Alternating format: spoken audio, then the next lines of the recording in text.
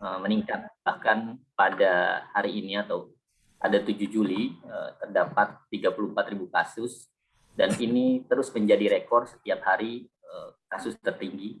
Bahkan kasus ini juga menjadi salah satu yang paling tinggi di dunia saat ini, dan lebih tinggi juga dari kasus di UK yang memang juga saat ini juga meningkat tajam, tapi masih di bawah Indonesia. Dan sudah lebih dari 2,4 juta orang Indonesia, masyarakat Indonesia positif, dan lebih dari 63.000 orang meninggal.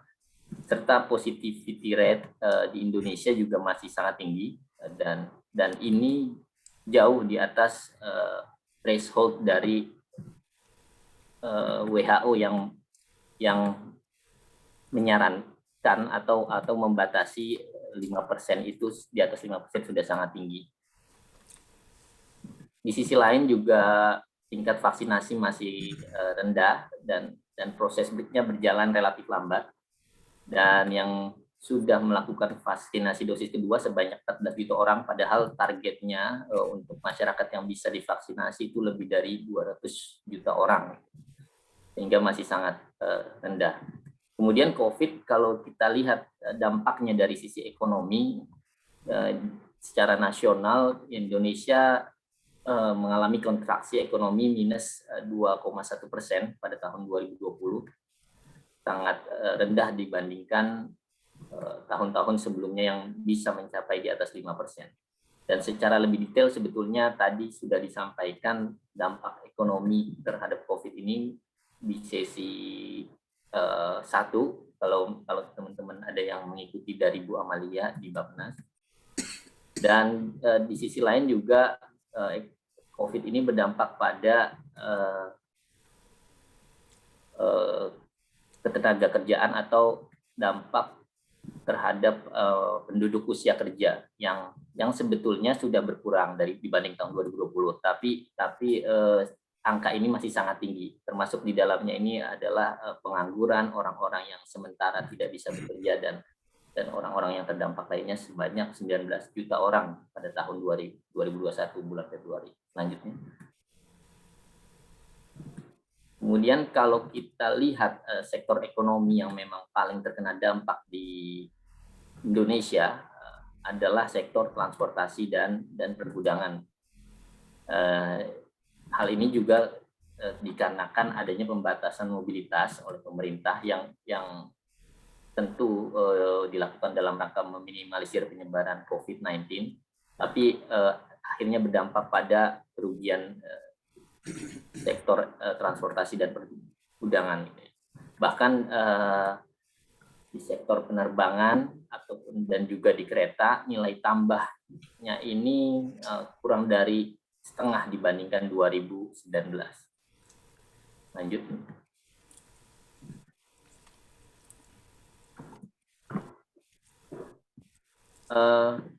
Dampak COVID juga terkait dengan penurunan jumlah penumpang di angkutan umum asal perkotaan, di kereta maupun di moda pesawat. Dan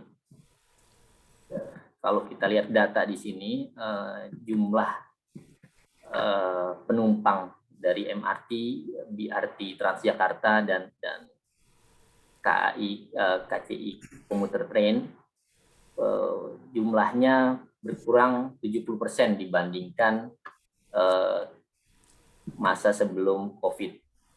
Mungkin nanti yang terkait dengan MRT, Ibu Silvi bisa lebih dalam terkait informasinya. Tapi di sini poinnya adalah memang sangat signifikan dampak COVID terhadap tidak hanya dari sisi kerugian ekonomi maupun proses bisnisnya saja, tapi juga dari sisi jumlah penumpang gitu ya. Bahkan Transjakarta yang sebelumnya mencapai lebih dari 800.000, sekarang rata-rata penumpang sekitar 100.000, dan hari-hari ini pasti akan jauh lebih rendah lagi karena adanya pembatasan PPKM darurat. Di sisi lain juga begitu pun di sektor kereta api maupun di pesawat. Di kereta lebih dari 50% lebih rendah dibanding tahun 2019, begitu pun di pesawat yang mengalami kondisi paling parah. Di 5 bandara utama, pengurangan jumlah penumpang mencapai 80% dibanding tahun sebelumnya. Selanjutnya.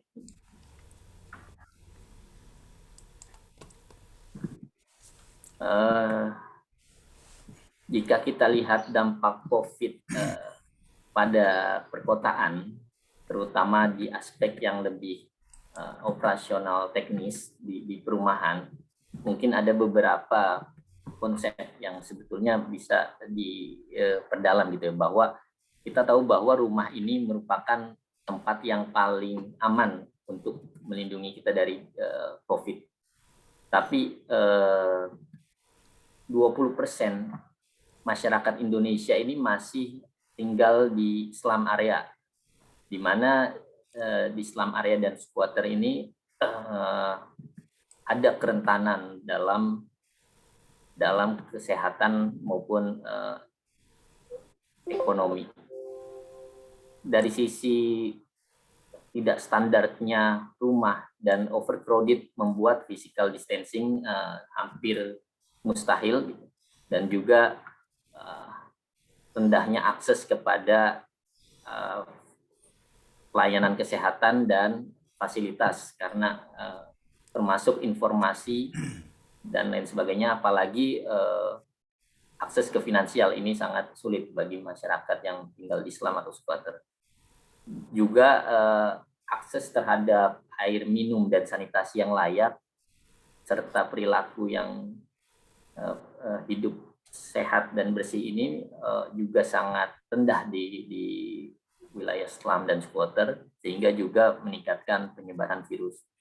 Dan dari sisi pekerjaan juga sebagian besar memang bekerja di sektor informal untuk masyarakat yang tinggal di slum dan squatter ini, sehingga mereka nggak punya privilege untuk kerja seperti kita, work from home ataupun bahkan lain sebagainya. Dan masyarakat seperti inilah yang punya akses atau memiliki potensi yang lebih besar untuk terkena COVID. Dalam skala yang lebih makro terkait dengan perkembangan perkotaan, kita tahu bahwa kota kita memang berkembang secara sprawl, di mana 11% dari 29 juta populasi di Jakarta, di metropolitan Jakarta, yaitu Jabodetabek, adalah masyarakat yang tinggalnya di luar Jakarta. Karena ketidakmampuan membeli rumah di dalam kota, dan sprawling pun ternyata dalam skala makro ini juga tidak berarti lebih aman terhadap COVID, karena ketika perkembangan itu sprawl,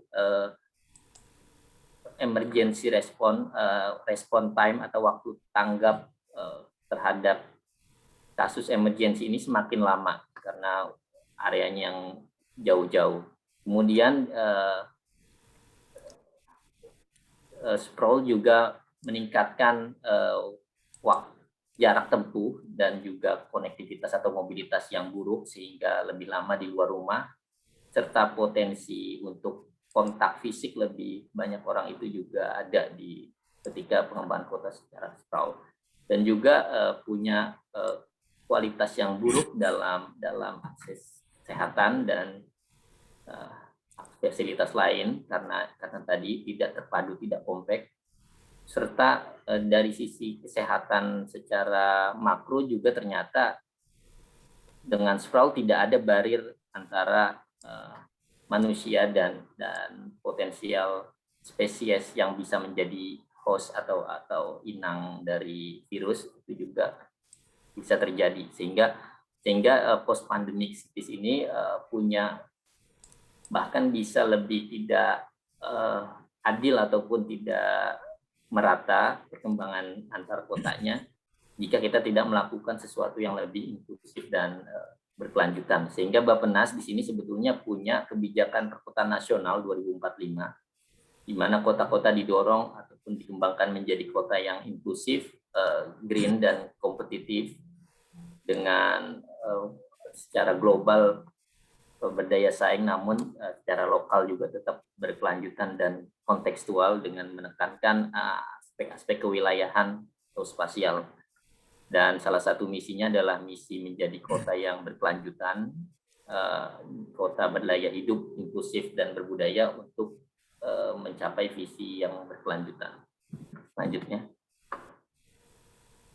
Kemudian kalau kita lihat strategi dari recovery dan transformasi ekonomi untuk post-COVID, bisa selanjutnya kita lihat bahwa Indonesia sendiri sebetulnya memang ada rencana. Kita perlu tahu bahwa kita punya rencana pembangunan jangka menengah nasional 2020-2024 dan visi 2045, di mana kalau kita lihat target 2045 bahwa kita bisa menjadi negara dengan negara termaju secara ekonomi kelima di dunia dengan GDP sebesar 7,4 billion USD dan bisa mencapai rata-rata ekonomi di tahun 2005 real GDP sebesar 5,7%. Dan ditargetkan sebelum 2045 kita bisa keluar dari middle income trap.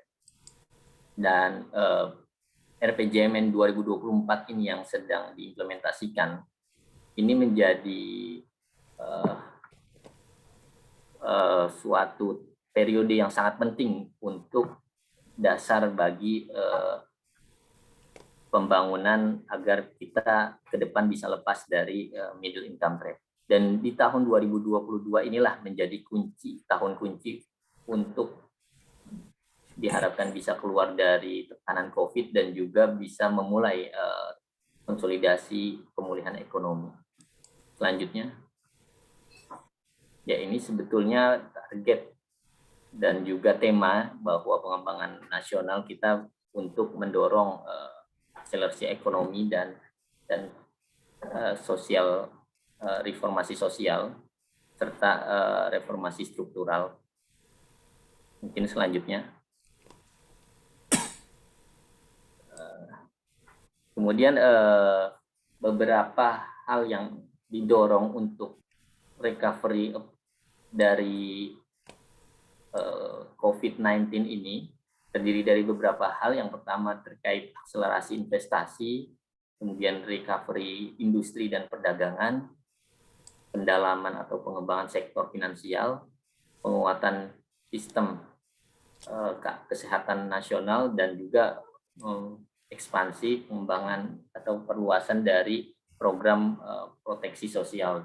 Dan yang mau saya highlight di sini adalah terkait dengan pengembangan infrastruktur yang ditekankan untuk investasi infrastruktur yang mendukung industri, perdagangan, dan juga pengembangan infrastruktur perkotaan dalam rangka tidak hanya recovery dari pasca COVID, tapi juga untuk mendorong transformasi ekonomi nasional. Selanjutnya.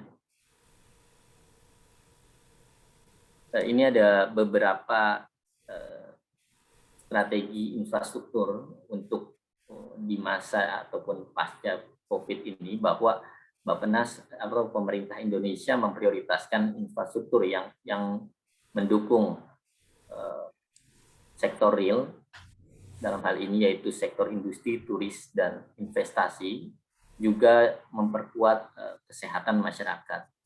Di dalamnya termasuk infrastruktur pelayanan dasar seperti sanitasi, air minum, dan air baku, dan juga pengembangan konektivitas, kemudian electricity, dan juga transformasi digital. Serta di sini yang di-highlight adalah pengembangan infrastruktur perkotaan yang berfokus pada angkutan umum massal perkotaan, terutama di metropolitan Jakarta, Bandung, Surabaya, Medan, Semarang, dan Makassar, di mana wilayah ini punya peran untuk ataupun kontribusi GDP yang besar, sekitar 40% dari 6 wilayah metropolitan ini, dan juga punya tingkat kemacetan yang sangat tinggi. Sehingga jika kita fokus untuk menyelesaikan isu dari perkotaan pilot ini diharapkan bisa mendorong ekonomi nasional, serta dalam hal konstruksi atau pelaksanaan implementasi lebih detailnya, strategi infrastruktur adalah menggunakan metode labor intensif atau padat karya untuk pembangunan yang bisa dilakukan oleh masyarakat sebagai respon dari COVID untuk tadi terkait dengan ketenaga kerjaan yang terdampak cukup parah. Selanjutnya. Mohon maaf Pak Faiz, 1 menit terakhir. Oke, mungkin ini terkait dengan infrastruktur strategi, bahwa kita mendorong sebetulnya PPP dan private terutama untuk pembangunan infrastruktur. Selanjutnya. Nah, justru sebetulnya yang ingin di-highlight mungkin singkat terkait dengan pembangunan transportasi perkotaan, bahwa ini sebagai bentuk akselerasi ekonomi recovery, mengingat tadi pertumbuhan ekonomi nasional atau mesin pertumbuhan di perkotaan. Selanjutnya. Dan mungkin ini sebetulnya isu terkait dengan kemacetan didasari atau penyebab utamanya karena terbatasnya jaringan transportasi publik yang modern, gitu ya, bahwa kita untuk MRT saja masih sangat tertinggal jauh dibanding Bangkok, Kuala Lumpur, bahkan apalagi Singapura. Dan pangsanya juga itu berdampak kepada pangsa yang juga masih rendah di bawah 20%. Dan kota-kota di Indonesia termasuk kota yang termacet di dunia, dan dampaknya adalah kerugian ekonomi sebesar 65 triliun per tahun di Jakarta, dan di 5 kota metropolitan lain sebesar 12 triliun per tahun. Dan juga kerugian lingkungan juga, Indonesia ini sebagai salah satu kota paling berpolusi dengan tingkat PM2,5 yang paling tinggi. Dan secara ekonomi perkotaan dan nasional, dampaknya adalah kita tidak bisa mengoptimalkan manfaat urbanisasi, di mana 1% urbanisasi di kita hanya berdampak pada peningkatan 1,4% GDP per kapita, di bawah negara-negara Asia Timur 2,7% dan Cina 3%. Sehingga di sini ada major project pembangunan angkutan umum massal perkotaan di 6 kota tadi. Selanjutnya. Dan isu dalam pembangunan perkotaan tadi sebetulnya kita tidak, bahkan untuk pembangunan angkutan massalnya pun kita masih punya berbagai isu yang harus diselesaikan. Terutama kita tahu bahwa angkutan massal di Indonesia ini adalah kewenangan dari pemerintah daerah, tapi mereka tidak punya kemampuan fiskal dan institusi yang cukup untuk pengembangan angkutan massal. Ada beberapa isu yang paling utama. Pertama, pengembangan angkutan massal kita ini masih belum didasari dari rencana mobilitas perkotaan terpadu yang lintas wilayah metropolitan, gitu. Jadi kita seringkali terbatas rencananya kota Bandung hanya kota saja, padahal cekungan Bandung, wilayah cekungan Bandung sekitarnya itu sangat terkait dalam hal pergerakan demand, dan ini belum terintegrasi dalam perencanaan. Serta aspek lain adalah terbatasnya lembaga atau otoritas transportasi yang bisa mengembangkan atau mengelola transportasi umum secara lintas administrasi dan juga lintas sistem.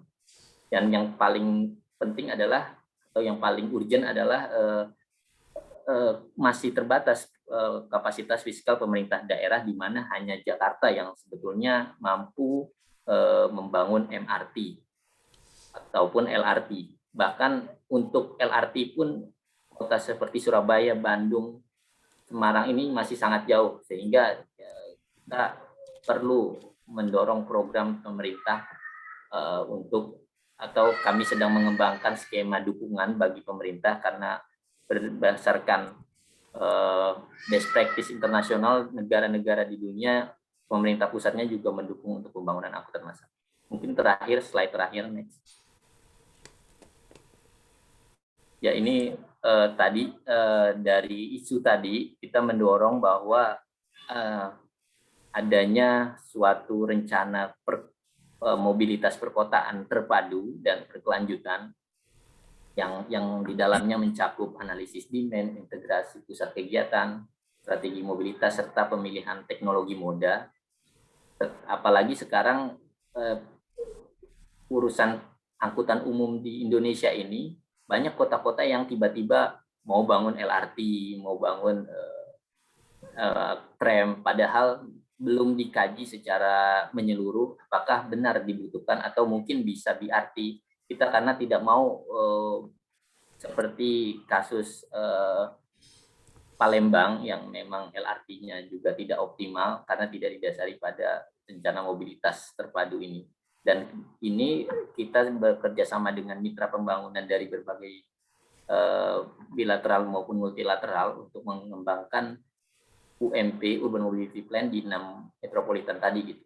Dan sekarang 2021 dalam proses penyelesaian untuk 5 kota tadi. Dan juga kita juga mengembangkan otoritas transportasi metropolitan yang berkelanjutan.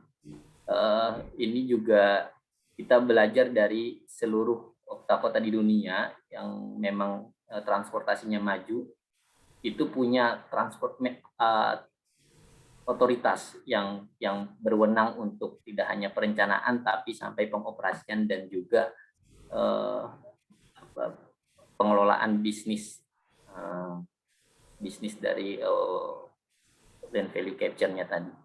Dan yang ketiga, program yang sedang kita dalami atau kita selesaikan itu terkait dengan isu pendanaan. Kita akan coba mengembangkan integrasi sumber pendanaan untuk angkutan massal, karena tadi peran perkotaan ini sangat penting, apalagi angkutan massal ini merupakan suatu proyek yang mendorong isu berkelanjutan dan tadi mendukung kota yang layak huni dan berkelanjutan serta berdaya saing tadi. Mungkin tadi karena waktunya habis ya, saya cukupkan sampai di sini. Terima kasih, saya kembalikan kepada Pak Arief. Ya, terima kasih Pak Faiz atas paparannya. Jadi kita tadi ada hal yang mungkin dapat saya address. Yang pertama adalah semua moda terdampak. Tapi yang menarik adalah ketika disebutkan jumlah penumpang semua turun. Nah, tetapi saat ini kita lihat grafiknya menaik. Nah, ini apakah artinya hubungan transportasinya dan hubungan orang yang kena COVID ini tidak linear, atau orang yang positifnya mengumpul semua? Nah, itu mungkin perlu kajian yang menjadi kajian yang menarik. Kita akan berlanjut kepada pembicara kedua. Sebelumnya saya mengingatkan kalau kepada semua peserta di sini yang ingin bertanya, silakan mengetikkan pertanyaannya di kolom chat. Nanti kita akan bahas setelah di sesi Q&A. Selanjutnya, saya persilahkan kepada Bapak Ibnu Sabri terkait dengan impact and on travel behavior in Indonesia. Dipersilahkan kepada Pak Ibnu. Terima kasih. Thank you very much for inviting me for this important gathering for all of us, from all of us. Excuse me, Pak Arief Rahman, is anybody here that need me to speak in English, or you can allow me to speak both? Sometimes I can change talk Indonesia. It is Yeah, difficult. I think everybody okay. here is Indonesian. Let me check first. Deborah, mungkin. So maybe we can deliver in Indonesia if okay, you. Okay, I try my best. Thank you. In English, I'm sorry. Please let me share my presentation. Is it now okay? I can share it with myself. All right, okay.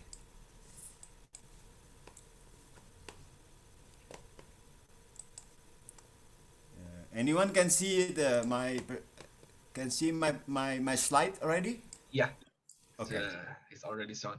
Oke, thank you. Terima kasih. Selamat sore semuanya di sini. Selamat pagi atau selamat ini ya, pagi menjelang siang mungkin di UK ya. Oke, I try my best to untuk memenuhi permintaan dari kawan-kawan yang luar biasa ini yang ada di Eropa ya. Eropa ini saya pikir ada yang terbesar di UK, Belanda, Jerman ya, barangkali ya. Kawan-kawan semuanya semangat terus gitu ya. For all our future country ya. Terutama tentunya dalam menangani menurunnya ekonomi growth kita yang sudah sampai bottom rock barangkali sekarang ya, kita mau bangkit kembali gitu. Terima kasih tadi Mas Ahmad Faiz sudah membantu saya, tidak usah menjelaskan lagi bagaimana isu nasional tentang dampak COVID ini kepada pemulihan ekonomi nasional ya, tentunya dari sudut pandang transportasi ya, kaitannya dengan dampak pandemi. Jadi topik saya yang dimintakan adalah saya memilih juga gitu, sebenarnya ini terkait dengan travel behavior ya. Travel behavior ini kita pahami bersama adalah perilaku perjalanan yang yang dipilih ya oleh artinya semacam inilah ya, kebebasan orang ya untuk melakukan apapun yang dia ingin lakukan di dalam melaksanakan hal-hal yang terutama yang paling esensial gitu ya. Yang esensial itu adalah bekerja gitu ya. Bekerja satu hal, satu lagi adalah kewajiban pokok seperti kalian ini mesti belajar gitu ya. Itu adalah dua perjalanan yang sangat esensial gitu. Jangan sampai perjalanan seperti itu orang mencari nafkah dan mencari ilmu. Jadi basic sekali ya, mencari nafkah, mencari ilmu. Itu tergerus ya oleh perjalanan yang artinya eroding ya, artinya mengikis gitu ya. Income ya, mengikis waktu dan sebagainya. Prinsipnya itu saja gitu. Bagaimana perilaku itu orang memiliki pilihan. Nah, di satu sisi kadang-kadang orang melihat dalam pengertian generalized cost gitu ya, ada cost yang sangat total cost atau orang lain mengatakan begitu. Di situ ada elemen psikologi dalam menunggu, dalam kenyamanan, dalam keselamatan, nggak cuma dalam pengertian tarif atau fare ya. Juga ada aspek yang sangat luas dalam travel behavior itu. Jadi travel behavior itu adalah suatu perjalanan yang esensial. Tapi tentunya esensial itu tidak melulu ekonomi ya, ada aspek sosial dan aspek-aspek lain yang termasuk dalam esensial. Itu yang akan saya bahas di sini. Jadi waktu saya cuma 15 menit ya, ingatkan tolong. Saya siap. Berlama-lama tolong. Jadi ini adalah gambaran cepat aja. Ini mungkin kalian udah bosan melihatnya bahwa kalau kita perhatikan di sini bagaimana hubungan transport dengan pandemik gitu ya. Gambar sebelah kiri itu mengatakan dunia itu semakin menciut ya dengan perkembangan teknologi, kecepatan dari teknologi tentang perpindahan orang tadi ya, dari A ke B itu semakin cepat dengan perkembangan teknologi transport ya. Artinya dunia itu shrinking gitu ya, yang sebelah kanan ini ya. Kalau kita lihat di dalam grafik ini, ketika pandemi itu terjadi, kalau dulu orang dengan kereta kuda ya, yang A ini gitu ya, maka waktu untuk menginfeksi itu relatif lambat ya. Ketika flu Spanyol itu terjadi di A ini, B ini adalah sekarang ini dengan waktu yang sangat cepat menghubungkan hub ataupun menghubungkan terminal stasiun, menghubungkan tempat kita tinggal ke tempat kita kerja ya. Kita kerja sekarang ini di Singapura, Indonesia jam 6 pagi, 10 jam kemudian saya sampai Belanda dan sampai UK gitu ya. Very fast gitu ya. Jadi dunia itu sangat kecil gitu. Jadi ada istilah transport vector ya. The more efficient the transportation, the more efficient the vectors that can transmit infectious disease ya, itu ya. Oke. Jadi tadi terima kasih kepada Mas Faiz tadi. Ini adalah saya mencoba kejadian. Jadi saya cerita dulu lah ya, sedikit mungkin 5 menit persoalan current situation ya, walaupun ini adalah gambaran dari tahun lalu ya, karena saya ya tidak begitu ini keep it in touch dengan situasi yang terkini ya, serem saya lihatnya gitu, jadi agak kurang berani mengulik-ulik data. Tapi ini kasus tadi sudah disampaikan Mas Faiz, kita yang terburuk di dunia mungkin dalam pengertian infeksinya ya, sedangkan yang meninggal juga sudah hampir berapa ya sekarang ini 63 ribu. Nah, gambaran ini sebelah kanan ini hanya saya ingin mengatakan bahwa hubungan dengan ini jelas sekali tidak bisa kita pungkiri bahwa behavior perjalanan, artinya pergerakan itu sangat berbanding terbalik dengan terjadinya terinfeksinya masyarakat ya. Jadi kita pertanyaannya tentunya yang kita bayangkan, yang mana sih yang dinamakan new normal? Apakah new normal itu ada apa enggak? Atau ini akan kita menunggu herd immunity seperti flu Spanyol ya, yang tiba-tiba hilang saja, dianggap orang sudah semuanya imun dan virus itu hilang ya dalam waktu 3 tahun kemudian gitu ya. Orang tidak sampai sekarang pun nggak bisa menjawab apa yang menyebabkan virus Spanyol itu hilang. Nah, kita ini sudah ke wave yang ketiga pun ya barangkali ya, sejak awal Maret 2000. Jadi kalau kita perhatikan pertanyaan besarnya ini, pergerakan yang ada itu di sini ya seperti apa gitu ya. Jadi kita perhatikan, kita menganggap 70% ya penurunan pergerakan itu berdampak yang sangat luas ya terhadap sektor ekonomi ya, terhadap juga tentunya ada aspek-aspek sosial ya dan lingkungan ya. Ini kita perhatikan di sini memang tujuannya untuk melihat bagaimana sektor ekonomi dalam bidang transport itu kolaps ya dalam tahun 2020 ini ya. Jadi sedikit aja ini cepat, mungkin saya skip aja. Ini gambaran di beberapa kota, di Jakarta, ya di Jawa Barat, di Jawa Timur, Sulawesi. Ini pergerakan orang ya.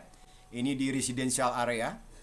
Yang meningkat ini 18% ataupun positif itu, hampir semua positif itu adalah residential. Artinya orang bekerja dari rumah. Sedangkan tempat kerja itu rata-rata sekitar 40% ya, rata-rata 40% itu berkurang negatif, termasuk juga semakin sepinya stasiun ya, kereta api, terminal dan sebagainya, juga seperti restoran ya dan recreation area dan sebagainya itu juga berkurang. Jadi beralih kepada tempat tinggal ya. Nah, ini sebagai gambaran yang ada saat ini ada tadi sudah Mas Faiz menggambarkan, kita melihat bahwa kondisi kita ini sangat mencekam juga sebenarnya ya. Ini gambaran bagaimana real GDP growth kita itu ya rata-rata awalnya sekitar 5,2, 5,4, pernah anjlok sampai -2 ya. Kemudian kita kemarin bounce back gitu ya, sekitar 5%-an gitu ya. Jadi yang di hijau ini ya. Kemudian kalau kita perhatikan dalam kondisi saat ini sama ya. Jadi di stasiun itu juga -40%, tempat kerja sudah berkurang 20%. Yang ramai itu adalah grocery dan farmasi ya. Kemudian tentunya kalau kita lihat ya tempat tinggal ini ya. Jadi dua hal ini yang positif itu ya. Grocery dan residential area. Oke.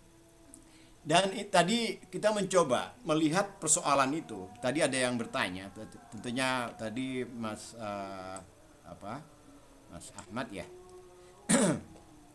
bertanya, ada suatu penelitian yang dilakukan di beberapa negara ya dengan travel behavior itu. Ada yang disebut dengan the vicious circle of travel behavior dalam konteks dinamika tentang penanganan COVID-19 ini.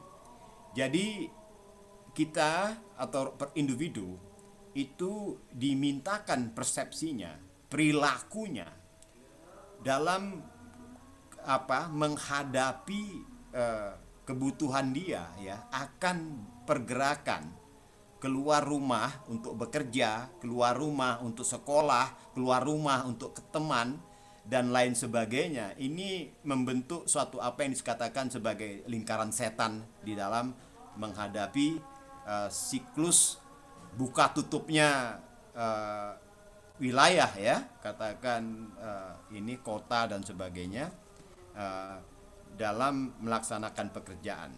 Kita mungkin mulai ketika virus itu menghantam sebelah kiri ini, jadi kenaikan banyaknya kasus yang kita temukan, laporan kasus itu.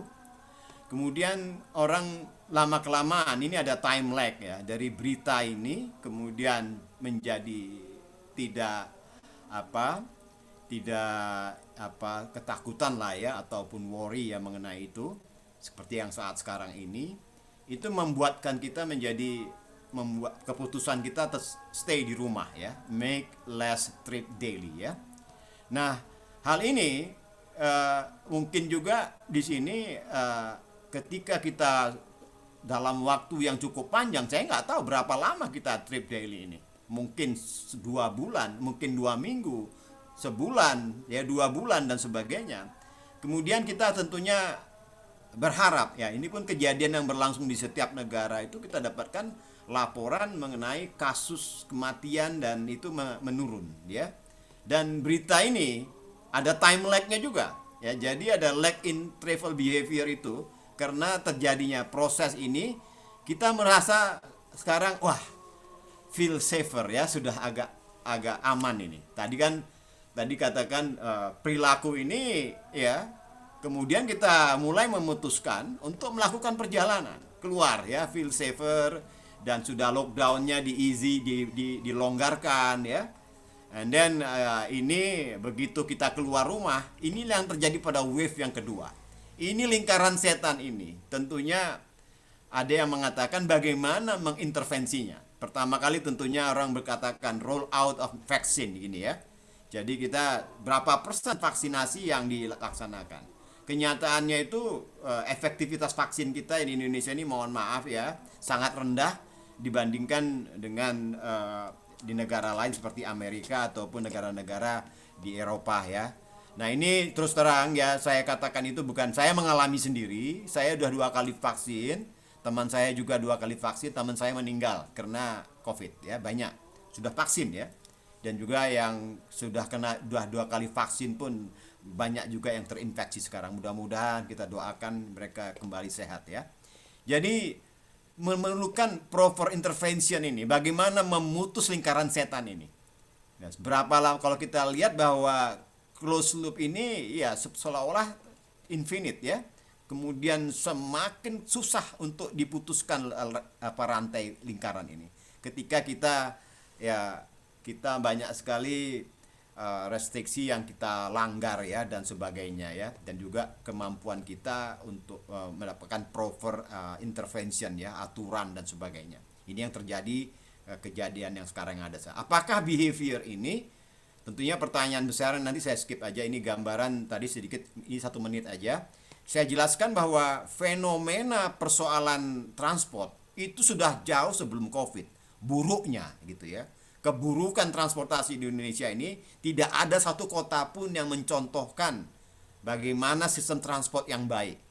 Kalau saya lebih suka melihat Surabaya dengan penekanan, walaupun tidak begitu integrated di dalam penanganan, tetapi upaya dari leadernya itu cukup memberikan janji yang baik bagaimana penanganan transport di perkotaan ya.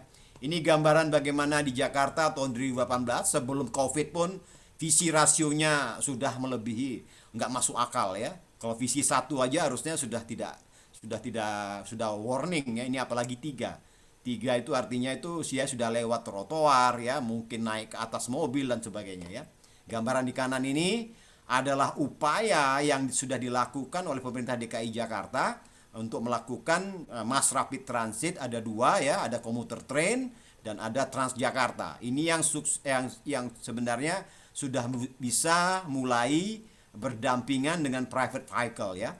Dan ini apa boleh buat sekarang ini anjlok gitu ya. Dan hampir 70% ya turun gitu. Kemudian di sini yang masih bayi MRT ini kita harapkan bisa nanti ya, sebenarnya MRT ini sangat potensial untuk bersama-sama mengangkut pergerakan di Jakarta ya, dengan komuter lain dan Transjakarta atau BRT ya gitu. Oke, ini gambaran sedikit mengenai dampak daripada COVID di daerah rural, ya di daerah pinggiran yang terjauh. Ini penting kita pahami, karena mereka ini sangat bergantung kepada angkutan umum, ya. Jadi COVID itu membuat mereka semakin menderita. Jadi upaya esensial untuk kerja itu betul-betul hancur. Ya, ini hampir sekitar kalau digabungkan dua-duanya sekarang ini sekitar 25 juta slum area di perkotaan dan area-area di pedesaan yang sangat tergantung dari angkutan umum. Jadi memang tidak hanya angkutan umumnya kolaps, tetapi masyarakat pun sendiri akan terpasung ya dengan ketiadaan transport yang ada. Oke.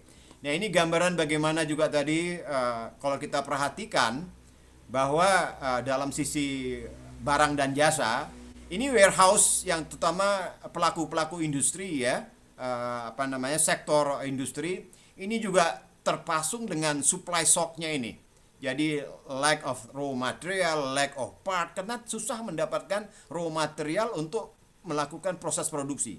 Dan juga persoalan marketing ini ya, drop in demand ya, kemudian substitusi dengan barang yang lebih murah karena orang tidak mampu lagi membayar. Jadi ya pantas saja ekonomi kita ya ini adalah suatu persoalan yang sangat berat ya. Kita lihat di sini manusia di sini adalah juga orang bekerja itu membutuhkan labor, terutama tadi yang saya katakan tujuan esensial itu membutuhkan transportation system yang kolaps ini ya. Ini yang terjadi sekarang ini. Kita harapkan kenapa sekarang ini kok sepertinya bisa bounce back dan orang nggak peduli. Nah, itu yang saya katakan tadi, setelah siklus lingkaran setan itu termasuk juga di dalam penyediaan barang ya. Orang melihat bahwa tutup buka ini itu terkadang membuat orang geram gitu. Sudahlah, apapun saya akan lakukan ya, kematian itu di tangan Tuhan, apapun ya. Dan itu yang kita lihat sekarang sepertinya ada perilaku ya, perjalanan termasuk untuk kepentingan bekerja, kepentingan dalam melakukan usaha itu sepertinya berlawanan ya dengan protokol kesehatan gitu ya. Nah, ini sedikit ulasan. Ini sebelum COVID ya, kita sudah memiliki very big problem gitu ya. Jadi kombinasi daripada persoalan nasional, ini lebih banyak persoalan nasional, bagaimana transport itu terutama di perkotaan ya. Ini kita banyak sekali ya persoalan dari perencanaan, urbanisasi ya, jeleknya infrastruktur yang dibangun antar kota, di dalam kota, sistem transit public transit kita yang buruk dan sebagainya. Dan kemudian tentunya sekarang isu yang terbesar yang global itu adalah kita kaitkan dengan persoalan climate change ya. Perubahan iklim ini juga menjadi salah satu agenda terbesar bagaimana kita menegakkan transportasi nasional kita. Nah, ini gambaran. Jadi dalam konteks itu makanya persoalan transport ini sebelum COVID pun ini sudah persoalan yang ada di kita. Ini tentunya nanti siapa yang dari MRT bisa cerita. Ini masih bayi ya MRT ini, karena sekarang dalam masa COVID pun sudah anjlok lagi ya. Belum sampai bisa menyamai dengan kereta api komuter Indonesia dan BRT yang juga sekarang sudah kolaps ya. Jadi hanya gambaran cepat saja bagaimana kita membutuhkan pilihan-pilihan teknologi apa di dalam mengatasi kemiskinan di perkotaan. Itu kemudian saya akan, ini agak sekitar 4 slide lagi. Pertama, ini adalah pertanyaan yang diserahkan oleh panitia ISIK ya. Jadi bagaimana COVID itu merubah, merestrukturisasi dan menggeser ya. Bagaimana ke depan perkotaan kita dan seperti apa ya trajektori dan proses perencanaan yang akan terjadi ke depan gitu ya. Saya kira pertanyaan pertama ini sangat valid tentunya, tapi 1 million jadi pertanyaan 1 miliar gitu saya katakan. Kemudian bagaimana perubahan dalam aktivitas ya, karena ini yang merubah ya urban dan transport planning. Kemudian bagaimana ya public transport dalam perkotaan itu bisa bounce back ya. Dan kemudian dia bisa ridership dan sebagainya. Oke. Ini adalah gambaran mengenai rencana tadi sudah serahkan Mas Faiz ya. Kita melihat bahwa sistem transport kita ada public transport ya. Ini adalah sangat penting bahwa salah satu menjawab pertanyaan panitia tadi itu, kita harus bisa memilah dulu bahwa land use urban design kita itu melihat adanya 3 sistem paling tidak ya. Ada sistem kegiatan atau land use yang di bawah ini. Kemudian kita katakan ada sistem jaringan. Ini ada mulai dari untuk jaringan dari ini ya, road network ya. Dalam konteks ini kita bicara hanya di darat ya, freeway and road system. Dan kemudian yang di atasnya ini ada 2, ada angkutan barang dan angkutan manusia. Nah inilah yang kemudian seberapa besar dampak ini merubah urban katakan ya urban atmosphere ya, ataupun urban form ya. Katakan tadi yang sangat simple sekali. Kalau kita bicara social distancing, physical distancing, praktek operasional itu dalam urban design yang ke depan ini yang kita katakan kita belajar dari COVID ini. Kita kalau bicara 5 tahun, 10 tahun ke depan ataupun 100 tahun kemudian, apakah kita siap ya untuk tidak separah apa yang kita rasakan hari ini? Itu pertama kali social distancing, physical distancing, untuk menjamin bahwa kita akan resilient, akan tegar, cepat tahu ya bahwa ini fenomena ini memerlukan perubahan paradigma di dalam urban design gitu. Terutama yang paling simpel itu adalah kita bicarakan social distancing ya, untuk menjaga penularan virus ini supaya tidak terjadi gitu ya. Kemudian adalah physical distancing ini bagi masyarakat miskin sangat sulit sekali. Ya, apalagi kemudian mereka sekarang ya, kalian tentunya tidak social distancing itu bukan hanya virus tetapi juga imun. Orang ingin mendapatkan imun itu karena sinar matahari. Sinar matahari di mana diperoleh? Berjemur. Apakah kita punya open space? Itu bicara spatio-temporal travel behavior kita nanti. Kapan? Di mana? Itu yang kita bicarakan dalam konteks spatio-temporal travel behavior. Nah, itu hal seperti itu, desain seperti apa yang mau kita hadapkan kepada perencanaan perkotaan kita ke depan. Jadi ini adalah hal yang saya fokuskan kepada urban design ini dan transportationnya. Jadi di sini sebenarnya potensial impact itu mulai dari socio-ekonomik, environmental. Berapa menit lagi saya ini, Pak Panitia? 1 menit ya? Iya, Pak. 1 menit terakhir, Pak. Oke. Ya, mungkin ada 2 slide lagi ya, sorry. Ya. Jadi fokus kita kepada urban design ini. Jadi density alone itu is not key risk factor contributing to the spread of the virus.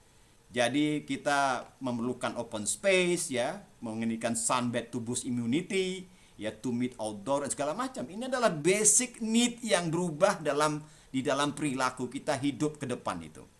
Ya, kemudian di sini kita tentunya bahwa transport itu sudah menjadi persoalan sebelum COVID sekalipun.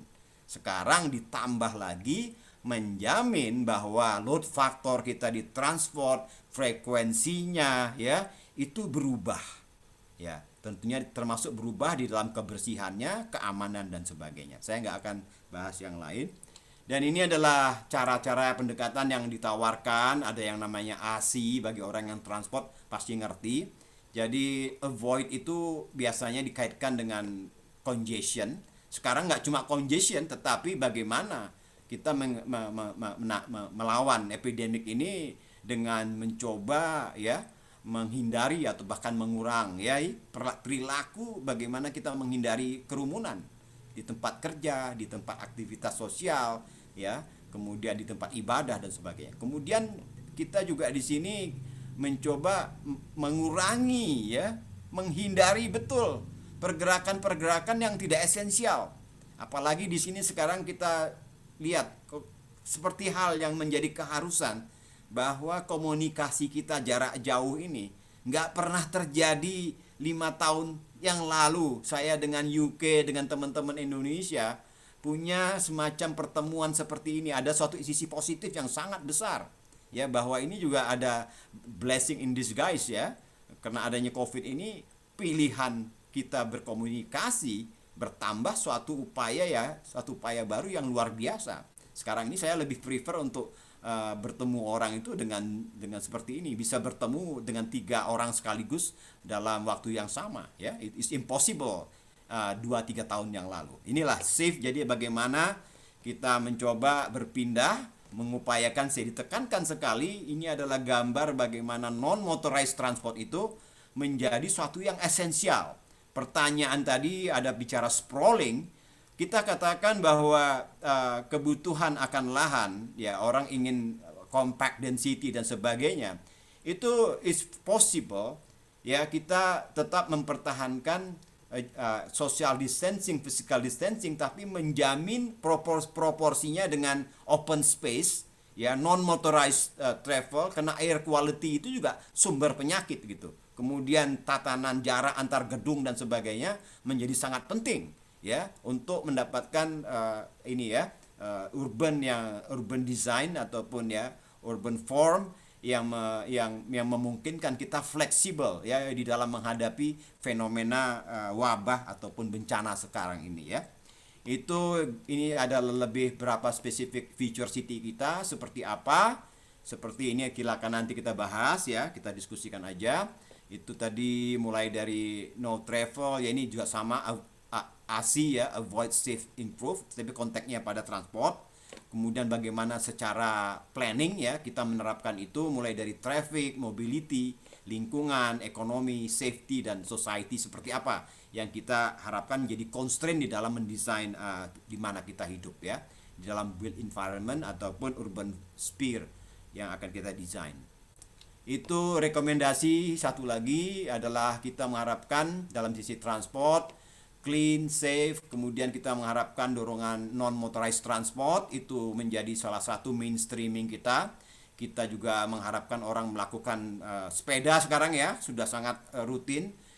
Dengan adanya sepeda ini membuat urban design kita itu memungkinkan mengadop dengan adanya NMT ini harus menjadi mainstreaming dalam kita melakukan pergerakan ya. Ini sehat dan juga sangat inline ya dengan climate change ya gitu, perubahan iklim, dan juga sangat cocok untuk berdampingan dengan MRT. Kita lihat di Jakarta, di Bandung ya akan memulai bahwa konektivitas integrasi antar public transit itu intermoda dan sebagainya seamless. Sekarang ini Jakarta ada Jaklingko ya.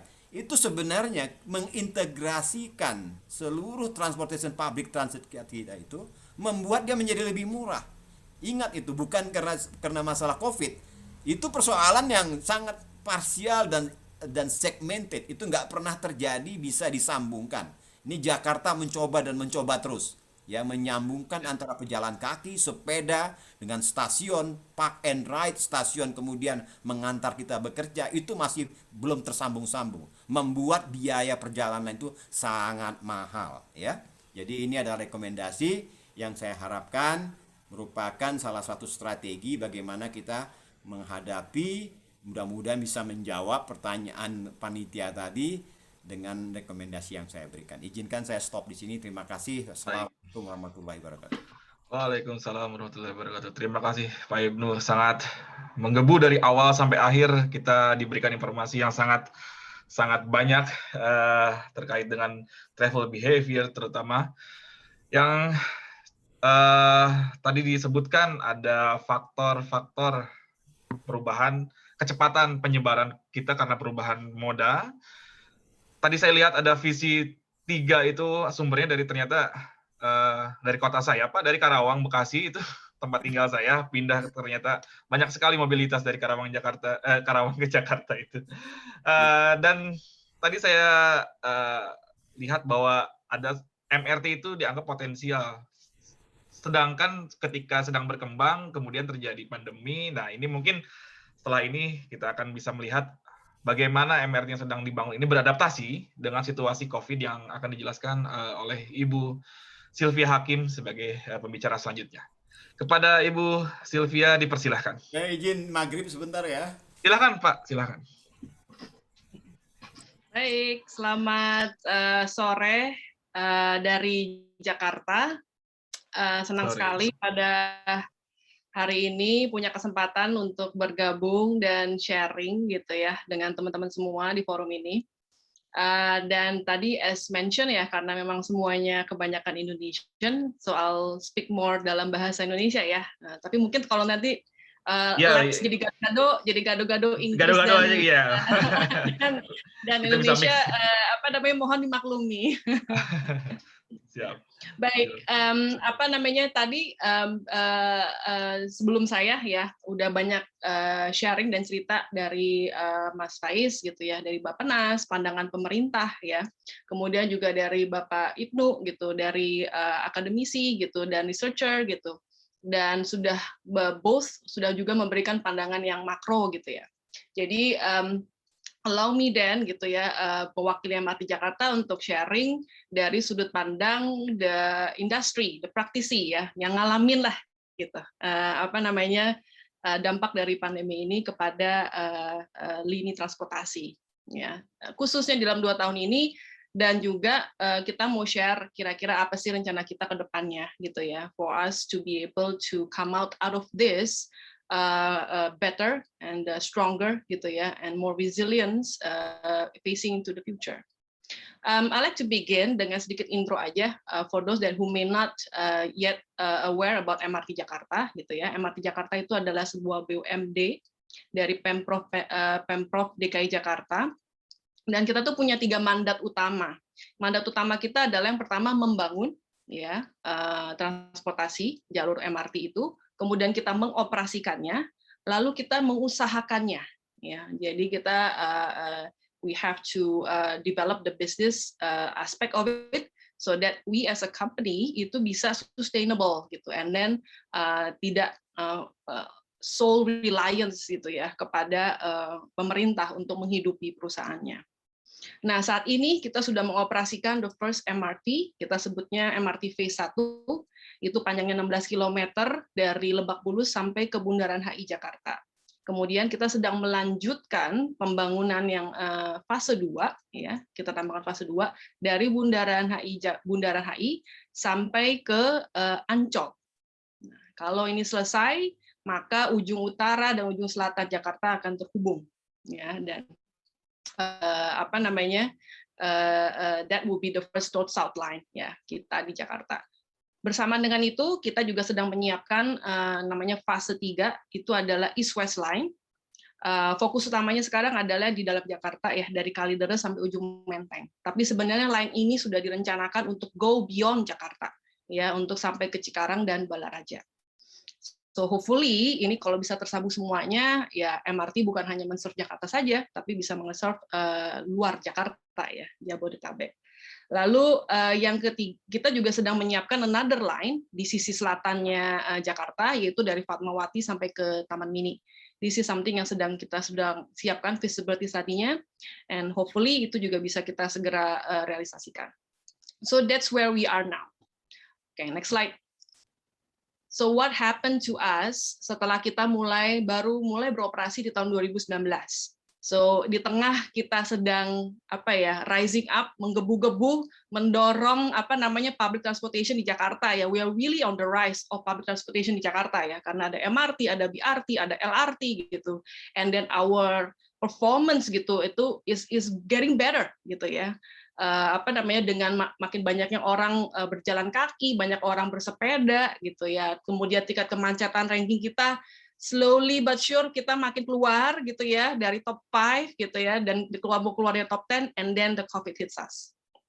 And then I think as you can see yang terjadi adalah kita terdampak besar sekali, loss of ridership pengguna dari public transportations. Saya rasa ini pandangan yang sangat common, it's happening everywhere ya, gambaran seperti ini. But this is what had happened gitu, and this is what necessary to happen. Tentu saja karena di tengah pandemi ini kita juga mau mendukung ya the sounding of that limit your mobility gitu, for essential mobility. Yeah. So of course, as a result, ya seperti ini, gitu ya. Basically, ridership kita turun up to on average is about 70% down. Tentu saja at the peak of the case last year kita bisa sampai loss about 90% gitu ya di bulan Mei tahun lalu. Dan as you can see over the years, over the months gitu ya, it is getting better, but we were never able to gain back gitu. Tentu saja karena di Jakarta pembatasan mobilitas terus terus dijalankan ya sampai sekarang gitu ya. Jadi memang that's the situation, dan apalagi the most recent di bulan ini ya dengan pemberlakuan PPKM darurat di mana mobilitas semakin diketatkan lagi gitu, you can see the numbers here is even gonna be worse gitu.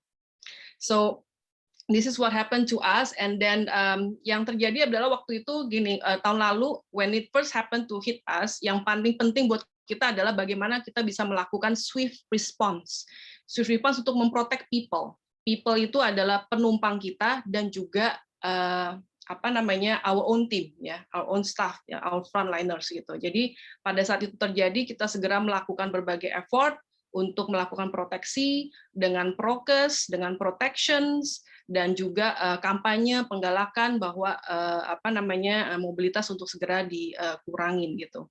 Dan memang with that swift response yang kita lakukan, it allows us to gain the public trust ya, walaupun numbers-nya rendah, tapi we did a survey to the people who are using MRT Jakarta, whether they trust the safety and then the health penggunaan MRT Jakarta. 90% actually return to us and says that yes, they trust MRT Jakarta.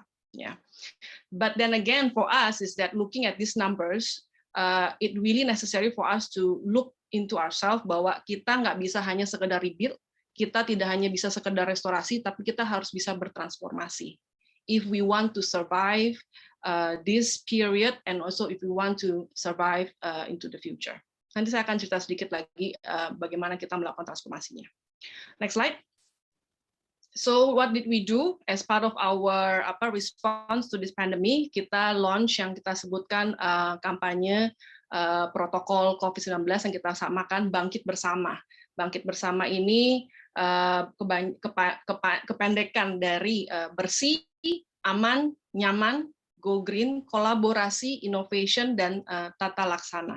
So ini adalah menjadi prinsip kita dalam segala aspek ya, baik operasi maupun all our business process, menjadi moto kita juga ya, bagaimana kita bisa menjalankan kegiatan kita, mengoperasikan stasiun kita, kereta kita secara baik, dan juga bagaimana kita bisa mempertahankan bisnis kegiatan kita. Dan as I mentioned, kegiatan kita bukan hanya di bagian operasi untuk pelayanan penumpang, tapi juga di bagian konstruksi. Ya, kita juga terus melakukan pembangunan. Jadi kita implementasikan protokol ini gitu ya juga di aspek konstruksi kita, supaya despite all the difficulties, kegiatan konstruksi dan kegiatan pembangunan itu bisa terus berjalan. Karena tadi sudah sempat disampaikan, pentingnya kegiatan pembangunan infrastruktur besar seperti ini adalah untuk juga mendukung dan menunjang perekonomian ya di kota dan di negara ini. Jadi that's why we have to continue on, and the way we do it is that to implement all the necessary measures to gain the public trust and also to keep our reliability. Yeah. Okay, next slides. And also one of the things that happens to us adalah bagaimana kita ended up harus meleverage technology gitu to allow the safe mobility to take place ya. Yang terjadi adalah accelerations of digitalisasi. Ya, di sini kita menggunakan thermal scanners for measuring temperature, lalu ticketing system yang tadinya hanya cuman kartu saja, cards gitu, kita move on ke QR, ya, mobile ticketing systems. Itu sebenarnya sebuah sistem yang sudah kita develop since 2019, but then when the COVID pandemic hits us in 2020, it's just saya bilang just nice lah gitu ya. We launch this system dan itu memang sesuai dengan kebutuhan dan needs-nya dari penumpang kita ya, for them to feel secure and in traveling di MRT Jakarta. Ya, dan tentu saja dalam kegiatan operation and maintenance kita juga leveraging a lot of technology untuk making sure the cleanliness, sterilizations di dalam semua fasilitas MRT Jakarta. Dan teknologi leveraging juga terjadi bukan hanya di operasi, tapi juga di bagian konstruksi kita. Ya, bagaimana kita mulai menggunakan digitalisasi dalam proses pembangunan kita sehingga memungkinkan kita untuk bisa terus melakukan pembangunan despite adanya kendala seperti ini. Nanti saya akan cerita lebih banyak lagi. One thing for sure though, yang kita lihat tadi juga sudah disampaikan, terjadinya change of behaviors and needs of our passengers membuat kita sekarang ini yang sedang membangun ya lainnya MRT, itu yang tadi saya fase 2, fase 3, fase 4, sudah harus melihat how does this change of behaviors requires us to change in our design approach.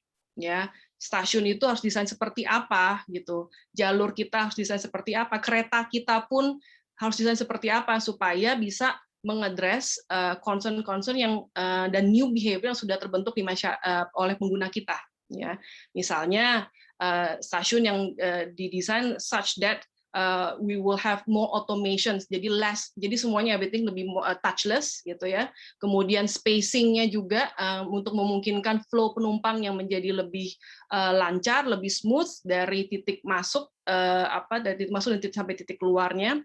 So all those things become menjadi consideration kita in designing our stations and our new lines. Gitu. Okay, next slide. Nah, another things about building resilience buat di MRT Jakarta itu adalah building resilience of our own people. Ya, oleh karena itu, the first thing yang harus once the vaccinations was made available, itu juga yang the first thing that we have did, yaitu making sure all our employees is vaccinated. Setelah semua employees kita vaccinated, kita bergerak ke vendor kita, ke mitra kita, ke kontraktor kita. Jadi laborers, pekerja kita pun yang di area konstruksi itu kita juga ajak mereka untuk melakukan vaksinasi. Ya, and this is ongoing sampai sekarang. Ya, so that we want to make sure all our entire ecosystem itu bisa vaccinated and therefore adanya terbentuknya ketangguhan bersama gitu ya. And of course the next that we are moving on itu adalah ke publik ya. Jadi saat ini khususnya saat ini ya, di mana kasus di Jakarta gitu ya terus meningkat gitu ya. Kita bersama sebagai BUMD dan juga dengan BUMD lainnya bersama-sama bergerak untuk memberikan vaksinasi gratis kepada publik. Ya, so we are opening our stations actually to become a sentra vaksinasi. Ya. So people can just simply register and then get vaccinated for free di MRT Jakarta. So that's what we are doing as of to date. Now next, talking about transformations ya. Tadi yang as I mentioned, kita going forward ke depannya itu melihat bahwa kalau kita mau bisa sustainable as a company, kalau kita mau bisa sustainable sebagai penyedia fasilitas publik gitu ya ke masyarakat, kita harus bisa bertransformasi. Lalu transformasi apa sih yang kita bicarakan di MRT Jakarta? Yang pertama adalah bagaimana kita melihat bahwa it is beyond ridership. Ya, jadi kita nggak bisa hanya lagi ngelihat bisnis kita adalah mengenai focusing on number of ridership dan focusing about bringing orang dari satu titik ke titik yang lain. Kita melihat bagaimana kita bisa meng-create total journey experience from end to end. Ya, jadi MRT nggak bisa cuma ngelihat dari stasiun dan lain MRT-nya saja, tapi kita harus mikirin first mile, last mile-nya juga penumpang kita. Ya, oleh karena itu kita bergerak untuk bisa berkolaborasi dan berintegrasi dengan penyedia transportasi lainnya. Ya, dan ini macam-macam nih ya, dari hal yang immediate ya, misalnya dengan kita bekerja sama misalnya dengan Grab, dengan Gojek, dengan Transjakarta sebagai penyedia feeder system kita gitu ya, sampai kita berkolaborasi pun di tingkat korporasi gitu ya. Jadi tahun lalu di tengah-tengah pandemi itu yang terjadi adalah kita MRT Jakarta merapat dengan para transportasi operator lainnya. Yang pertama MRT dengan KAI, kita merapat dan kita menghasilkan sebuah joint venture bersama, di mana joint venture ini tugasnya adalah untuk melihat bagaimana kita bisa meng-create integration antara jalur MRT dengan jalur KAI dan juga pengembangan kawasan di sekitar stasiunnya. Ya, everything to be well integrated untuk mendorong kemudahan orang untuk menggunakan transportasi publik. Nah, itu bicara soal integrasi secara fisik. Kemudian the next thing that happens adalah MRT Jakarta dengan KAI, dengan Transjakarta, penyedia BRT, dengan LRT Jakarta, kita sama-sama bergabung untuk menghasilkan sebuah anak usaha juga, yaitu Jaklingko Indonesia, yang itu tugasnya adalah untuk meng-create an integrated payment system. Ya. Again, ini adalah sebuah bentuk integrasi dalam bentuk pelayanan and services untuk memudahkan masyarakat juga untuk menggunakan public transportation, and also of course to make the public transportation eventually become cheaper and more affordable for people to use. Nah, all this effort basically adalah untuk membuat public transportation itu menjadi semakin seamless, semakin nyaman, and becoming the choice mode of transportation untuk masyarakat di Jakarta ini. Jadi kedepannya public transportation itu menjadi sebuah lifestyle. You take pride, to use public transportation. So that is the first thing that what we have done, gitu ya, in the past 2 years. Kemudian berikutnya adalah kita mulai melihat bahwa kita juga tidak bisa hanya melihat physical mobility. Yang kita maksud ini adalah bagaimana kita melihat atau melakukan digital transformations. And what does this mean? This means kita di MRT Jakarta mengembangkan berbagai macam services secara digital untuk meningkatkan pelayanan kita untuk para pengguna kita. Ya, jadi kita and how we do that? We embrace, ya, kita bekerja sama, berkolaborasi dengan para the industry, ya, the industry of the startups yang banyak mengembangkan berbagai macam services, ya. Jadi at the end of the day, what we want to do is that we want to create an ecosystem, a digital ecosystem antara MRT Jakarta dengan berbagai penyedia services di luar sana, sehingga kita bisa menghadirkan integrated services untuk penumpang kita from end to end, gitu. Contohnya apa sih misalnya? Contohnya adalah tracking of your green tracking, ya, your carbon emissions. Kemudian kita juga bicara soal bagaimana mereka bisa berkontribusi mengenai pengurangan sampah non organik, gitu ya. Kemudian juga bagaimana services mengenai artificial intelligence supaya kita bisa meningkatkan pelayanan kita secara lebih proaktif instead of reactive, gitu, and so on, gitu ya. Dan tadi juga saya as I mentioned, we are talking about digital construction sekarang di bagian konstruksinya dengan menggunakan BIM dan juga common data environment. Nah, sistem ini yang juga sudah memungkinkan kita walaupun di tengah pandemi social distancing ini kita masih bisa melakukan pembangunan. It allows us to interact and cooperate and also build the designs with our contractor and consultants yang tidak berposisi di Jakarta, gitu ya. So we have this digital collaboration that allows us to carry on the works even with this kind of situations. Dan lastly adalah bagaimana kita juga melihat it's going beyond transport network. Jadi kita tidak hanya memikirkan saja bagaimana membangun stasiun dan lainnya MRT, tapi kita sudah memikirkan bagaimana pembangunan kawasan atau distrik di sekitar stasiun kita dan di sepanjang koridor MRT Jakarta. Tadi I think it's already well mentioned bahwa pembangunan transportasi itu tidak bisa pernah lepas dari pembangunan tata kotanya, ya, the urban development. Karena kehadiran mass transportation system seperti MRT Jakarta ini pasti akan men-trigger so many changes, gitu ya, di kawasan tersebut, gitu. Lihat saja fase 1 pada saat kita selesai pembangunannya itu tidak terlepas dari itu pembangunan trotoar, pembangunan area di sekitar stasiunnya itu terjadi, gitu ya.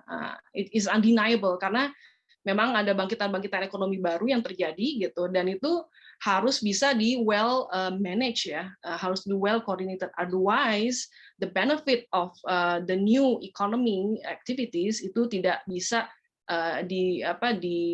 dinikmati, gitu, oleh masyarakat luas, gitu. And so buat kita MRT Jakarta, gitu ya, kita tidak bisa hanya mikirin pembangunan MRT saja, tapi kita melihat pembangunan kawasannya itu sendiri. Nah, pembangunan kawasan ini yang kita maksud adalah transit oriented development, ya. Jadi Jakarta dengan di Jakarta di mana pembangunan public transportation akan terus didorong, ya, karena memang untuk Jakarta ini public transportation is still a needs, ya. Maka ada perubahan, gitu, dari pembangunan urbannya dari yang car oriented development menjadi transit oriented development.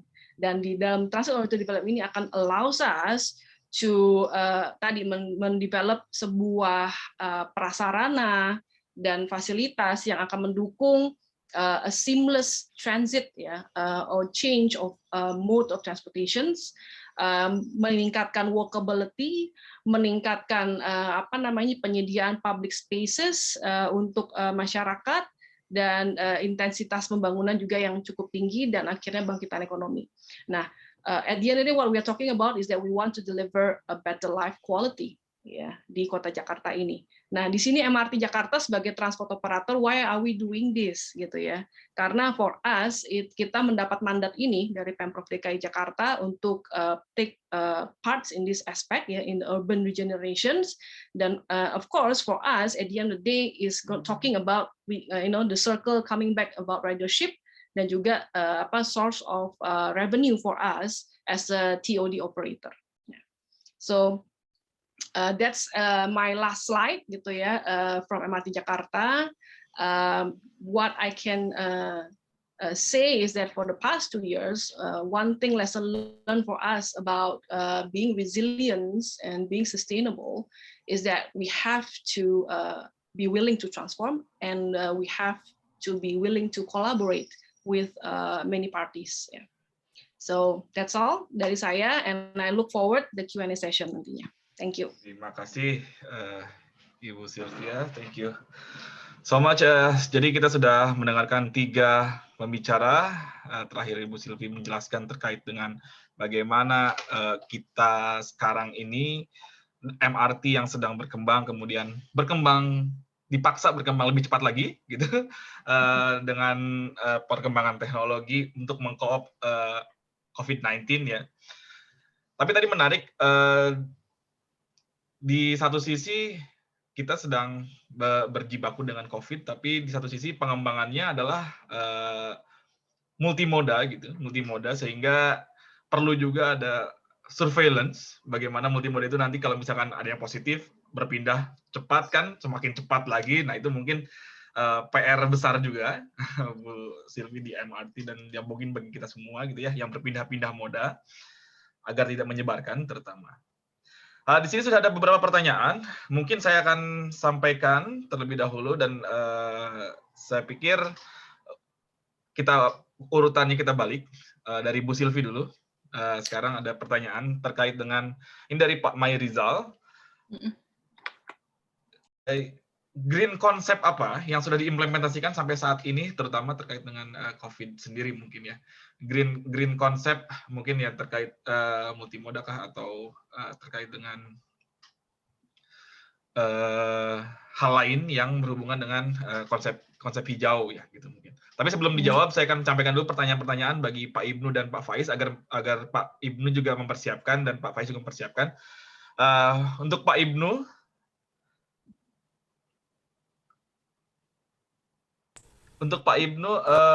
dari Belinda, ada uncontrolled urban growth yang mengakibatkan urban sprawl terkait dengan manajemen lahan kawasan metropolitan. Bagaimana perencanaan transformasi massal bisa diharapkan menurunkan kemacetan jika di kawasan suburban metropolitan tidak lemah development kontrolnya, dan bagaimana dampak dari pandemi ini mempengaruhi perencanaan transformasi massal? Terima kasih.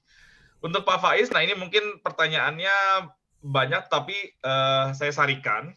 Untuk Pak Faiz, ada 2 pertanyaan besar. Yang pertama dari Belinda dan Muhammad Hafiz dari Universitas Indonesia.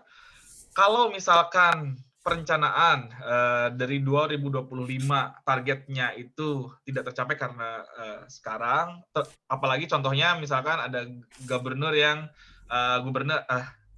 yang postpone gitu, mengalihkan anggarannya untuk pembangunan infrastruktur, kemudian dipindahkan untuk penanggulangan pandemi. Ya, artinya itu adalah akan mengubah skema gitu ya. Nah, apa yang akses apa gitu yang akan terjadi jika itu dilakukan? Apakah target 2045 masih menjadi visible? Sisanya dari Hafiz juga mirip seperti itu. perkembangan urban infrastructure, kemudian perubahan dari RPJMN 2020-2024 tidak berjalan dengan baik. Apakah visi 2045 itu masih bisa dicapai atau seperti apa? Dan termasuk financial engineering strateginya seperti apa yang bisa dilakukan. Yang kedua, pertanyaannya dari Ahmad di ICL terkait dengan kasus LRT Palembang yang tadi diangkat dan isu lingkungan. Apakah kerangka kebijakan kita sudah cukup siap untuk menjaga agar infrastruktur transportasi yang dibangun tidak mengulangi kesalahan yang sama? Nah, dua hal itu yang mungkin menjadi pertanyaan besar untuk Pak Faiz. Saya kembalikan lagi ke Ibu Sylvia, dipersilahkan. Satu lagi Bu, ternyata ada satu pertanyaan tambahan.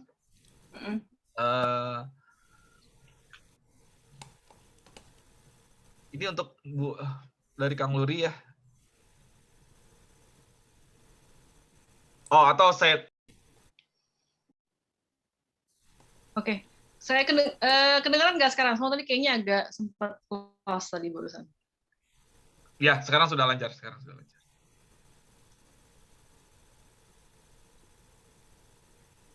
Halo, kedengaran nggak sekarang? Terdengar, Bu. Cuman videonya delay, tapi suaranya terdengar. Suaranya kedengaran lah ya. Ya, suaranya terdengar kalau berbicara, tapi videonya freeze.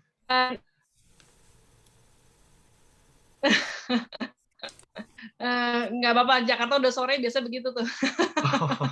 Efek PPKM. Koneksi langsung terganggu. Apa namanya? Mungkin kali ya. Oke, tadi pertanyaan pertama adalah mengenai green concept, apa sih gitu yang di MRT Jakarta ya, gitu. I think one thing for sure is that the fact that MRT Jakarta as a public transportation, it itself is about, it's about sustainability, it's about green, ya, a greener way of commuting gitu sebenarnya dibanding if you're talking about comparing with private vehicles gitu. But having said that, some of the things yang kita memang lakukan ya as part of our ways embarking on the sustainability itu adalah yang pertama adalah tentu saja is about digitalizations. Yeah, as I mentioned, we are talking about digital transformations. Dan when we talk about the digital transformation itu bukan soal hanya frontline kita ya dalam memberikan service kepada penumpang, tapi digital transformation itu juga terjadi di korporasi kita ya, di MRT Jakarta sendiri. Bagaimana seluruh bisnis proses kita, mindset kita, cara kerja kita itu mengalami transformasi sehingga kita bisa menjadi lebih digital gitu ya. Digital itu allows us to be more efficient, to be more transparent, dan juga lepas about printing dan sebagainya lah. All those nitty-gritty, So those are the first thing that we are actually embarking now gitu. Dan yang kedua adalah bahwa dalam pengoperasian kita tidak bisa di-deny bahwa kita actually use a lot of electricity. Ya, emang dan elektrisitas sekarang itu sangat bergantung kepada PLN. Ya, dan emang kenyataannya adalah PLN is still the most penyedia listrik yang paling besar ya yang bisa gitu untuk memenuhi kebutuhan kita di MRT Jakarta ini untuk pengoperasiannya. Tapi yang kita sedang coba lakukan adalah bagaimana kita bisa mulai bertransisi menggunakan renewable and clean source of energy gitu ya. Dan ini menjadi bagian dari rencana kita untuk dalam pembangunan MRT fase 2, fase 3, fase 4 gitu. When we design the station, when we design the line, kita mau melihat bagaimana kita bisa menggunakan a greener and source of energy gitu, misalnya solar atau dengan gas itu dan sebagainya. Ini sedang kita explore. Lalu tentu saja kita mendorong gitu ya the campaign for public, to walk more, to cycle more gitu as a way of fulfilling the first mile and the last mile in commuting gitu ya. Jadi kita pun tadi bergerak bagaimana when we talk about mengembangkan kawasan distrik di sekitar stasiun, kita juga udah bilang gitu jalur-jalur pejalan kaki, jalur sepeda gitu dari titik stasiun sampai ke destination-nya gitu. Nah, ini contoh realisasi kita ya untuk mendorong ke arah sana. Dan tentunya as a corporate yang kita lakukan sekarang adalah kita mulai menyiapkan yang namanya sustainability report. Itu sebagai bentuk komitmen dan tanggung jawab kita bahwa we are committed gitu ya to to bring about sustainability and about and being greener and better in the way we do business. So itu jawaban dari saya pertanyaan pertama. Oke, sambil kita menunggu pertanyaan, saya akan alihkan ke Pak Ibnu. Terima kasih Bu Sylvia. Semoga menjawab Pak Mayrizal. Jika masih ada pertanyaan mungkin bisa disampaikan lagi di chat untuk lanjutannya. Untuk Pak Ibnu, silakan Pak. Iya, saya tidak tahu persis siapa yang bertanya tadi ya, maaf. Oh iya, Ibu Belinda dari Universitas. Saya tulisannya yang mana pertanyaannya ya? Oke lah, tapi saya akan coba ya. Ya. Mencatat. Ya tadi ada keyword yang dia sampaikan terkait dengan urban sprawl ya. Betul. Kemudian juga masalah development control gitu ya. Memang di dalam persoalan penyediaan transportasi ya untuk kepentingan kota ini terbalik-balik ya. Di dalam secara prinsip kota lah yang mengatur apapun yang ada di dalamnya ya. Jadi livable daripada masyarakatnya, ekonominya itu kota yang mengatur, kota yang menetapkan gitu kan. Tetapi ini kan salah satu momok terbesar itu kan lahan ya. Lahan ini membuat ya private itu lead the development gitu. Jadi apa yang dibuat pemerintah ya itu terkadang menyimpang apa yang direncanakan. Ini dengan Ibu Ibu Direktur MRT kita bertemu berkali-kali ya Bu ya di Kemenhub dengan Ibu Kapus waktu itu ya, kita bicara malah COVID gitu.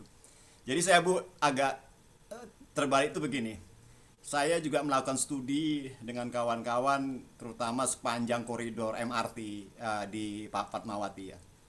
Itu kita akan melihat bahwa kalau ini kan proses, ada staging di situ ya.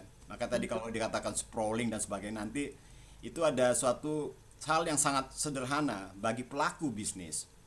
Mereka itu kalau kita lihat Singapura, kita lihat Thailand ya ataupun bahkan Hong Kong yang paling sukses dan Jepang ya.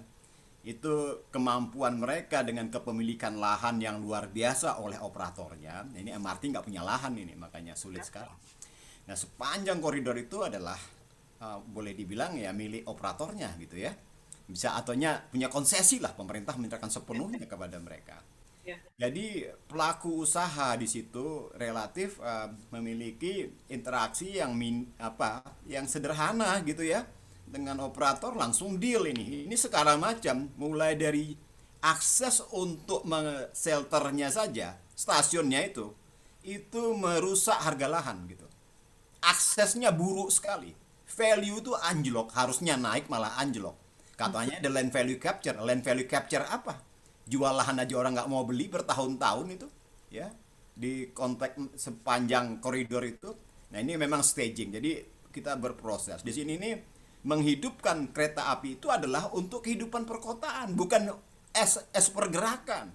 Servis yang kita berikan kepada kota agar meningkatkan ekonomi masyarakat. Orang yang tinggal di koridor itu harus UMR-nya 10 kali lipat dari UMR di luar sana. Ngapain saya tinggal di koridor? Kalau gaji saya juga masih upah kerja regional juga gitu. Harus memberikan dampak positif bagi mereka yang tinggal di sepanjang koridor itu. Nah itulah dalam bentuk akses manajemen itu salah satu poin besarnya. Akses manajemen itu memerlukan stakeholder, pertemuan, kesepakatan, karena memang Bu Sylvia, ramenya bukan main stakeholdernya ini. Banyak sekali yang ngatur gitu ya, jadi sulit. Tapi saya maklum lah, mungkin nanti berproses Bu. Nggak sekarang, nanti 5 tahun lagi kali ya. Tapi pelan-pelan nanti kita perbaiki. Bayangkan saya mau naik ke haltenya aja bawa koper nggak bisa Bu, naik tangganya tinggi sekali. Bayangkan LRT Palembang tuh kayak begitu, density-nya nggak cukup itu. Jadi itu lebih political will ketimbang demand analysis ya. Jadi saya tadi katakan juga mengintegrasikan dengan Jaklingko. Jaklingko itu lebih banyak pada seamless dari keuangan ya, bukan pada praktek yang saya bayangkan integrated secara fisik dan juga secara demand gitu. Belum ke sana dia itu ya.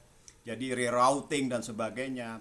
Dan kita juga lihat kebijakan Kota Jakarta. Saya sebenarnya bukan apa-apa ya, bukan nggak ada masuk politik maksud saya. Seperti Ahok dulu tidak memperkenankan motor masuk kota. Bagi saya sebagai orang transport, itu suatu tindakan yang benar. Jangan biarkan suatu yang merusak itu paralel dengan apa yang mau kita bangun. Bayangkan kita bangun busway, bangun BRT, terus ada suatu fasilitas yang door to door menghancurkan apa yang kita buat. Siapa yang mau naik MRT? Siapa yang mau naik Transjakarta? Walaupun sekarang memang melonjak juga ya. Tapi bagi saya jangan buat sesuatu yang sifatnya paralel dengan apa yang main terangnya. Saya kira essential movement itu penting sekali. Untuk orang bekerja, orang sekolah, gunakan yang murah. Nah sekarang itu dibolehkan semuanya paralel dengan apa yang mau kita tegakkan. Jadi saya katakan di awal tadi juga ada climate change itu adalah menjadi isu pokok di setiap kota. Iya. Ya tadi begitu kita bilang masalah sprawling, terus terang itu ada fenomena baru ya. Sekarang itu orang bergerak bukan dari pusat ke pinggir, bukan dari pinggir ke pusat, tapi dari pinggir ke pinggir. Itu fenomena itu namanya post suburb gitu. Post suburb itu memungkinkan orang memilih di mana saya tinggal, di mana saya kerja. Itu tentunya yang memungkinkan itu adalah salah satu kalau secara rasional kita berpikir, elemen terbesar yang menggerus income kita itu adalah transport. Ya. Jadi mereka memilih kerja di mana kerja dan di mana tinggal, nggak lagi ke pusat kota Jakarta. Ke pinggiran ini juga makanya desain daripada MRT dan sebagainya yang awalnya Lebak Bulus ke ini ya kota. Saya mikirnya kok sampai Lebak Bulus sih, kenapa nggak sampai ke selatan lagi aja gitu ya, tanggung amat gitu ya. Karena di situ pergerakan itu sebenarnya jauh ke belakang itu ke pusat kota gitu. Nanti Ibu Silvi suruh minta. Oke.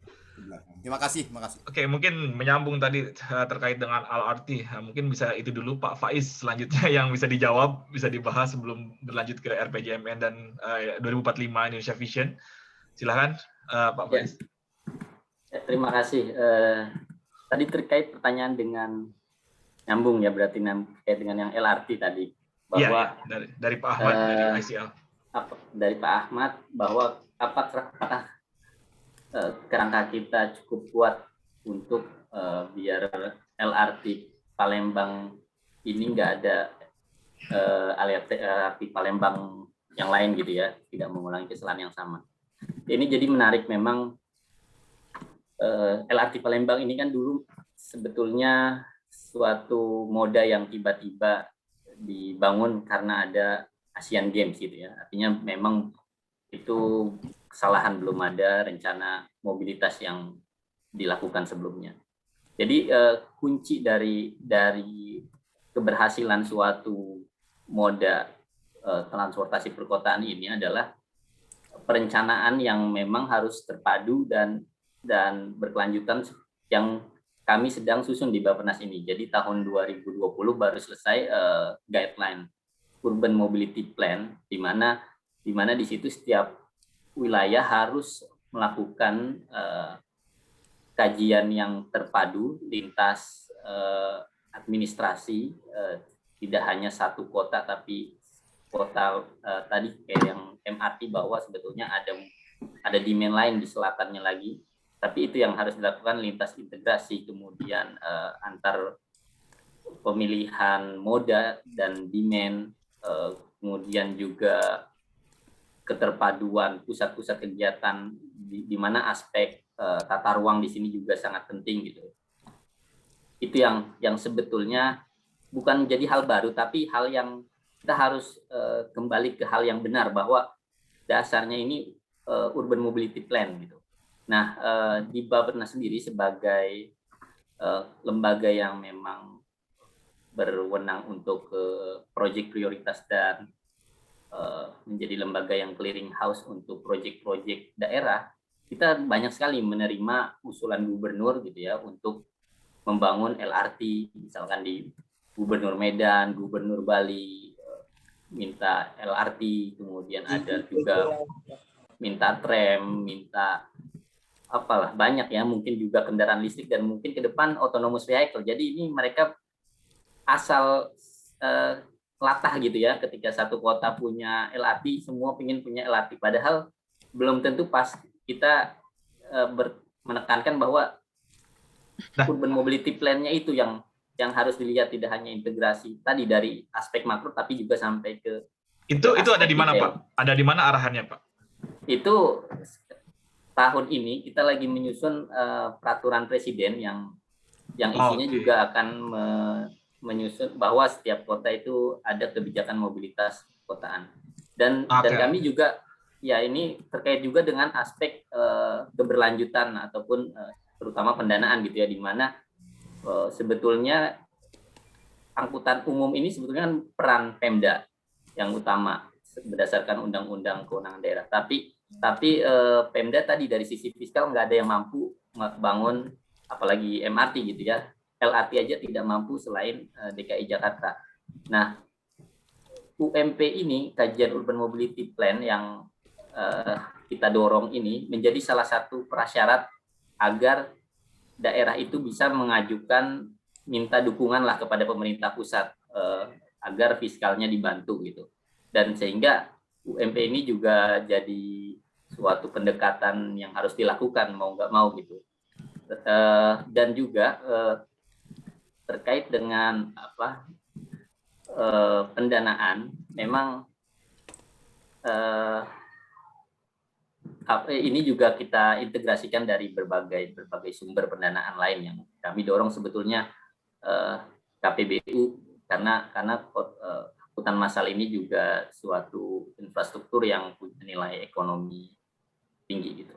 Mungkin itu tadi yang terkait dengan tidak mengulang kesalahan yang sama untuk membangun LRT. Ya. Nah, pertanyaan selanjutnya tadi yang terkait itu ya RPJMN visi Indonesia 2045 ya kan.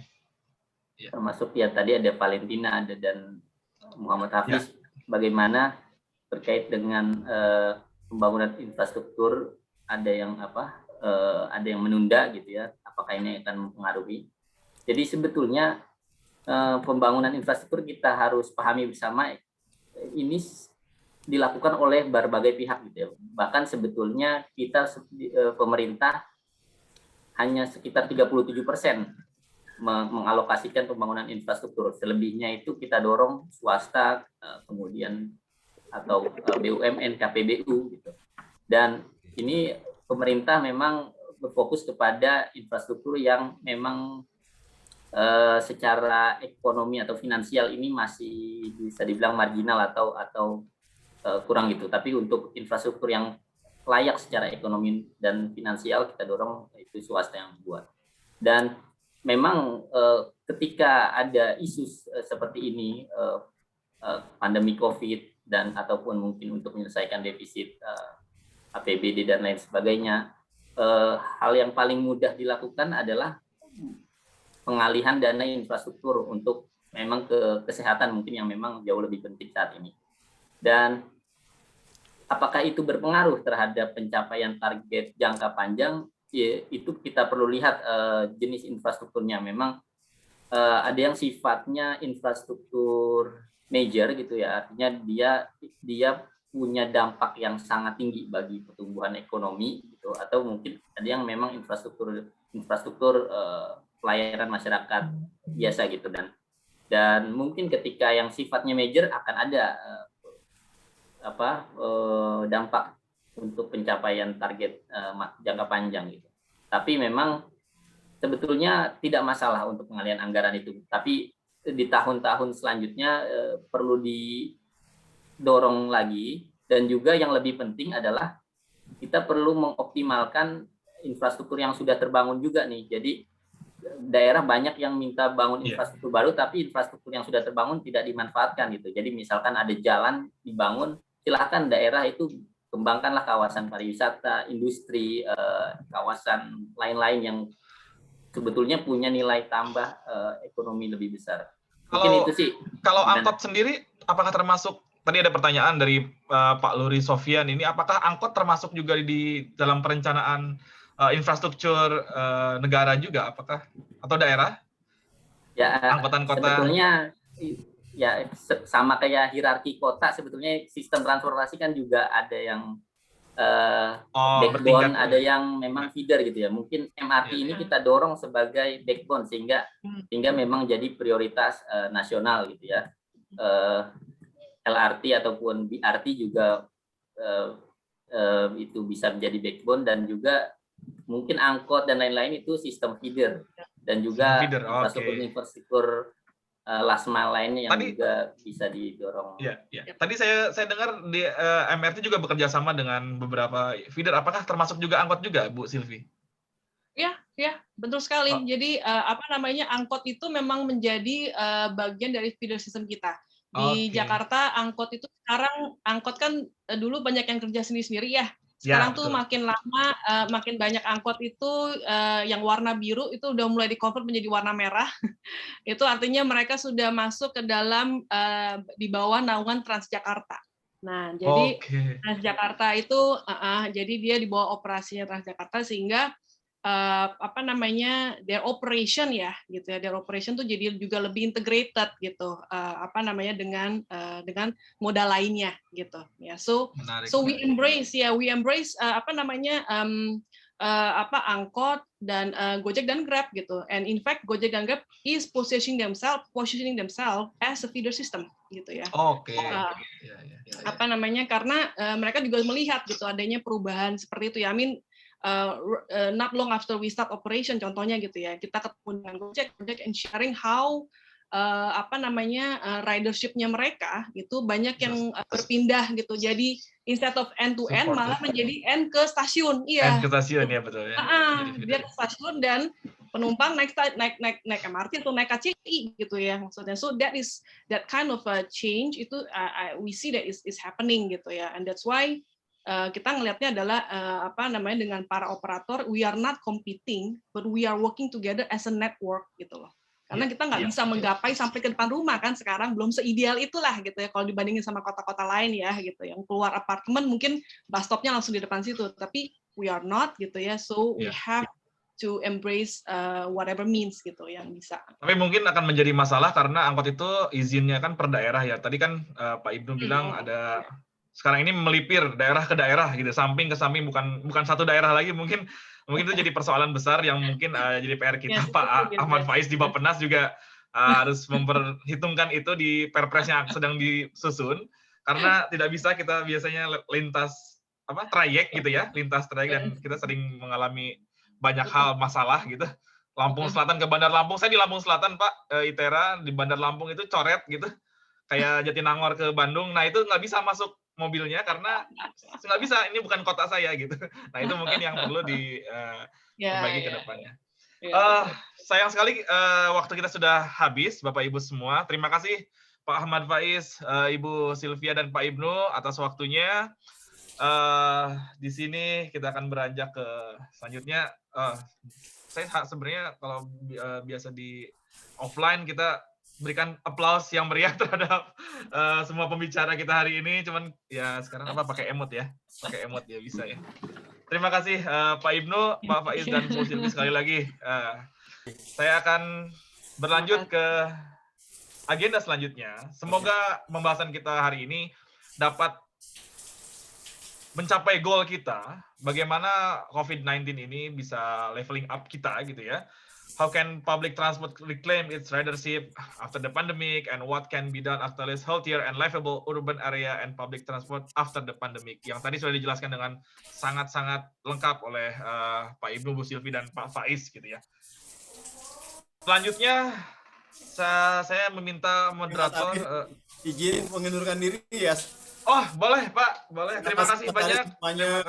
Terima kasih banyak Pak Ibnu. Ya, di Indonesia sudah malam ya. Terima kasih Pak. Izin live ya. Ya, terima kasih semuanya Pak Ibnu, Pak Faiz. Terima kasih lagi. Sampai ketemu lagi mungkin ya. Mas Faiz. Oke. Untuk para peserta mungkin bisa hold dulu karena ada undian untuk mendapatkan hadiah, yaitu voucher buku dan 10 orang yang akan dicari mendapatkan kesempatan untuk undian berhadiah laptop di nanti closing ceremony ya. Mungkin untuk tim dari Ide Gajah bisa memulai undian. Ya, sekarang sudah dimulai undiannya, bisa dilihat Bapak Ibu semua. Krisna Triswara untuk hadiah voucher buku ya. Ada? Betul? Betul ya? Krisna Triswara untuk hadiah voucher buku. Selamat kepada Mas Krisna. Selanjutnya,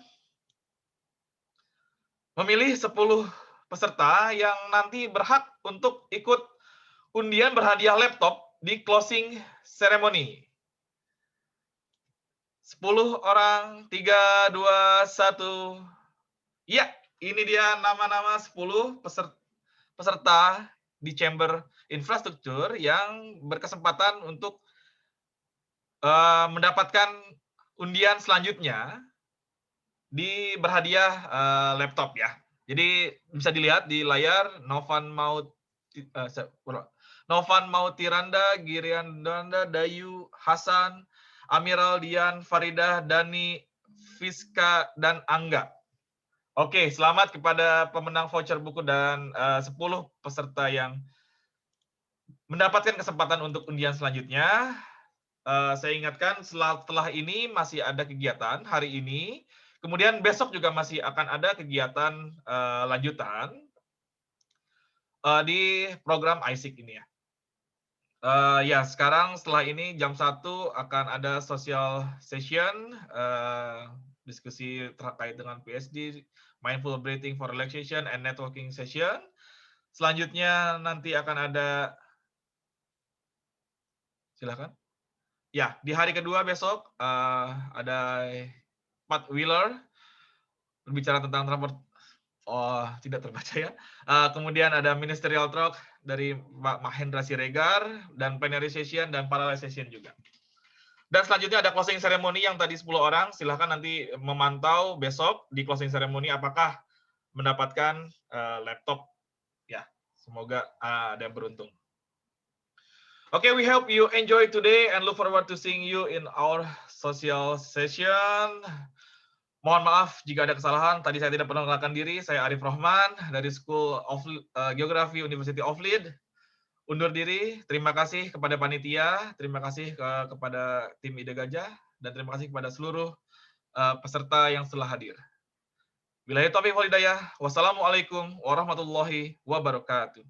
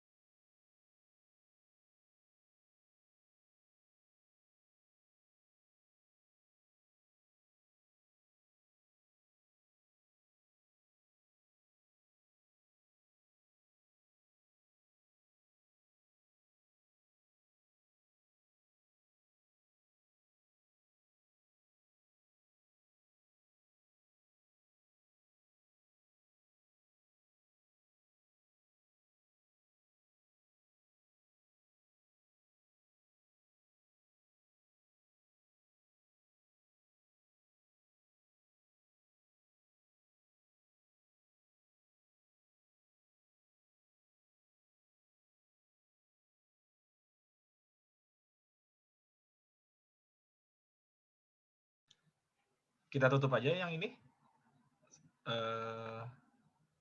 chambernya. Boleh. Kita leave ya, karena mungkin banyak yang nggak sadar juga sudah selesai. Ya, terima kasih Mas Arif, Mas Pandu, Ya, semua. sama-sama ya. Mbak Deborah dan Mas Arif. Mas Pandu ya. Ini kita ke mana nih? Ke sosial ya berarti ya? Ya, ikut Iya. yang mana aja meramaikan. Ikut kalau meramaikan ya. berkenan. Oke. Oke. See you. Oke. Thank you.